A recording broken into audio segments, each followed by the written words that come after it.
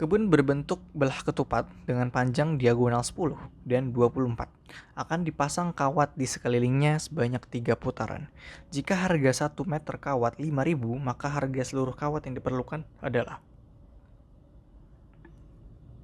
Belah ketupat tuh gambarnya kurang lebih seperti ini. Dan panjang diagonal itu ada yang 10 dan 24.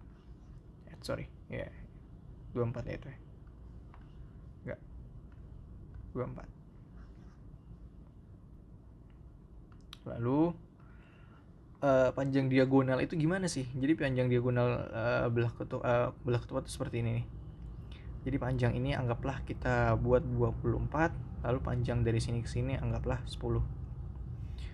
Jadi akan dipasang kawat di sekelilingnya sebanyak 3 putaran. Jadi kita butuh mencari keliling. Jika harga 1 meter kawatnya adalah 5.000. Jadi gini. Belah ketupat ini kan terdiri dari 4 segitiga ya. Kalau kita lihat, kita ambillah satu segitiga ini. Nah, kalau kita lihat, ini ada siku di sini. Nah, D1 itu kan panjangnya adalah 24, yang mana ini terdiri dari 2 segitiga. Maka, kita hanya butuh satu segitiga, maka 24 dibagi 2, itu adalah 12. Lalu untuk alasnya pun sama, 10 cm ini kan untuk 2 segitiga ya. Maka kalau kita hanya butuh 1, maka ya 10 dibagi 2, maka ini panjangnya 5. Maka kita butuh mencari sisi terpanjangnya nih berapa. Nah teman-teman, untuk mempercepat waktu teman-teman bisa menghafalkan yang namanya triple Pythagoras.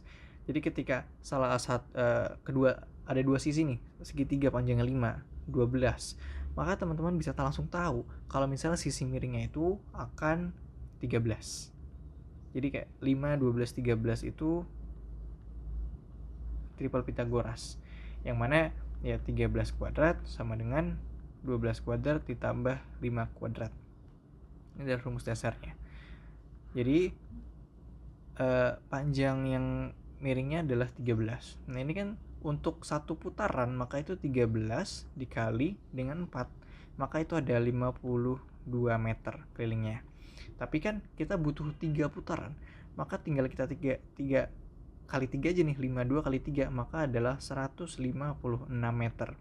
Ini adalah panjang kawat yang kita butuhin, 156 meter.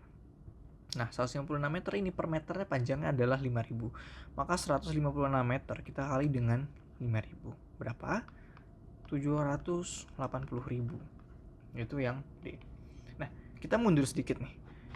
Gimana kalau misalnya teman-teman belum hafal mengenai triple Pythagoras? Nih, kita sisi tingginya kita punya 12, lalu sisi alasnya kita punya 5. Maka kalau di segitiga itu sisi terpanjang akan menjadi C, kemudian ini A, ini B. Sebenarnya A atau B sih bebas aja. Yang penting ya bukan sisi miringnya ada di C. Kita bisa menggunakan rumus dasar dari segitiga. C kuadrat sama dengan A kuadrat ditambah B kuadrat. C kuadrat yang kita cari, A kuadrat adalah 12 kuadrat ditambah B kuadrat adalah 5 kuadrat. Nah, 12 kuadrat adalah 144 ditambah 5 kuadrat adalah 25. Nah, 25 ini kalau kita tambah ya, 25 ditambah 144 adalah ini 9, ini 6, ini 169. Tapi ini adalah nilai C kuadrat. Sedangkan yang kita butuhin itu bukan C kuadrat, tapi yang kita butuhin adalah C. Maka untuk dari angka ini, C kuadrat ini sama dengan 169, kita bisa mengakarkan 169 ini supaya C kuadrat itu bisa menjadi C. Ya, berarti C sama dengan akar 169 adalah 13. Jadi kalau teman-teman belum hafal, teman-teman bisa menghitung secara manual. Untuk menghitung sisi miring dari segitiga ini, itu 13. Tapi untuk mempersingkat waktu kalau misalnya saat ujian, karena kan waktunya nggak akan panjang, bisa menghafal beberapa triple Pythagoras itu.